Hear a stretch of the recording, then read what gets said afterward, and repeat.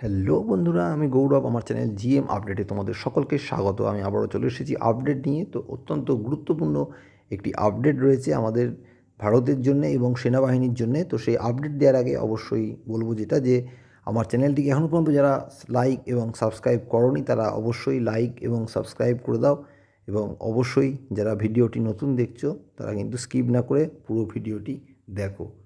তো যে আপডেটটি রয়েছে ভারতের ক্ষেত্রে গর্বের, যে উচ্চতায় আকাশ প্রাইমের সফল পরীক্ষা।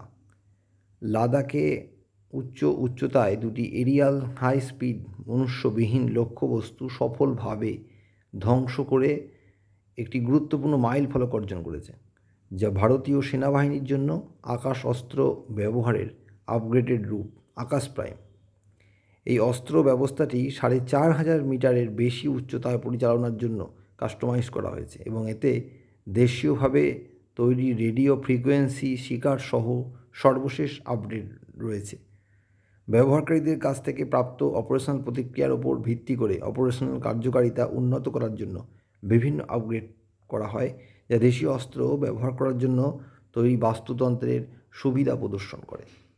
সেনাবাহিনীর বিমান প্রতিরক্ষা বিভাগ এবং ডিআরডিও, ভারত ডায়নিক্স লিমিটেড এবং ভারতীয় ইলেকট্রনিক্স লিমিটেডের মতন প্রতিরক্ষা রাষ্ট্রায়ত্ত সংস্থাগুলির সাথে যৌথভাবে এবং অন্যান্য শিল্প অংশীদাররা দেশীয়ভাবে ডিজাইন করা এবং উন্নত আকাশ প্রাইম অস্ত্র ব্যবস্থা সফলভাবে যাচাই করেছে। এই পরীক্ষাগুলো প্রথম উৎপাদন মডেল ফায়ারিং পরীক্ষার অংশ হিসাবে করা হয়েছিল, এবং এটি দেশের উচ্চতা সীমান্তে সময়োপযোগী অন্তর্ভুক্ত বিমান প্রতিরক্ষা সম্ভাবনাকে আরও বাড়িয়ে তুলবে।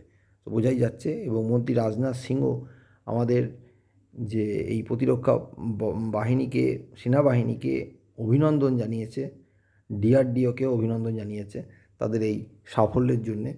এর আগে ভারতীয় যে নিজস্ব প্রতিরক্ষা ব্যবস্থা আকাশ অনেক কার্যকরী ভূমিকা পালন করেছিল। যখন পাকিস্তান যে সিঁদুরে যখন আঘাত হানছিল ভারতের ওপরে, তখন সেই সমস্ত ড্রোনকে যেভাবে রুখে দিয়েছিল ভারত, কার্যত গোটা বিশ্ব যেটা দেখে স্তম্ভিত হয়ে গিয়েছিল, সেখানে কিন্তু আকাশের ব্যবহার করেছিল ভারত।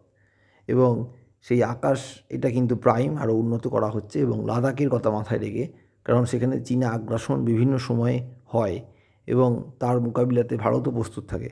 ভারতীয় সেনাবাহিনী সেই সব সময় সর্বদা প্রস্তুত, এবং তার জন্যে অত্যন্ত এটি গুরুত্বপূর্ণ অস্ত্র ভারতের হাতে এলো, এবং এই যে সফল পরীক্ষা করলো, এর ফলে ভারতীয় সেনাবাহিনীর ক্ষমতা আরও কিছুটা বাড়ল এবং লাদাখ সীমান্তে।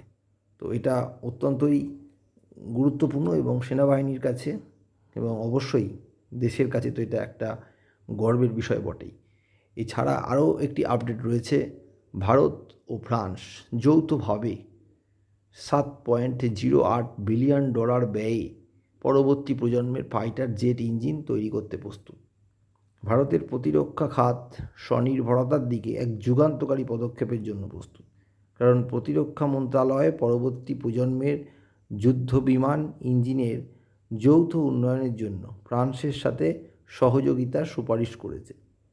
এই সিদ্ধান্তটি ভারতের সবচেয়ে উচ্চাকাঙ্ক্ষী প্রতিরক্ষা উৎপাদন প্রকল্পগুলোর মধ্যে একটির জন্য একটি গুরুত্বপূর্ণ অগ্রগতি। এই উদ্যোগটি ভারতে উন্নত ইঞ্জিন প্রযুক্তি, অত্যাধুনিক নকশা ক্ষমতা এবং অত্যাধুনিক উৎপাদন প্রক্রিয়া নিয়ে আসবে বলে আশা করা হচ্ছে, যা দেশের ক্রমবর্ধমান মহাকাশ আকাঙ্ক্ষাকে সমর্থন করবে। অর্থাৎ এই ইঞ্জিনও এখন খুবই দরকার, উন্নত আপগ্রেডেড ইঞ্জিন, এবং সেই ক্ষেত্রেও কিন্তু ভারত একটা উল্লেখযোগ্য পদক্ষেপ করেছে। এবং ফ্রান্সের সাথে আগেও কাজ করেছে ভারত, যেমন রাফায়েল আগে ভারত নিয়েছিল অনেকগুলোই। তো অত্যন্ত এটাও একটি গুরুত্বপূর্ণ আপডেট আজকের জন্যে।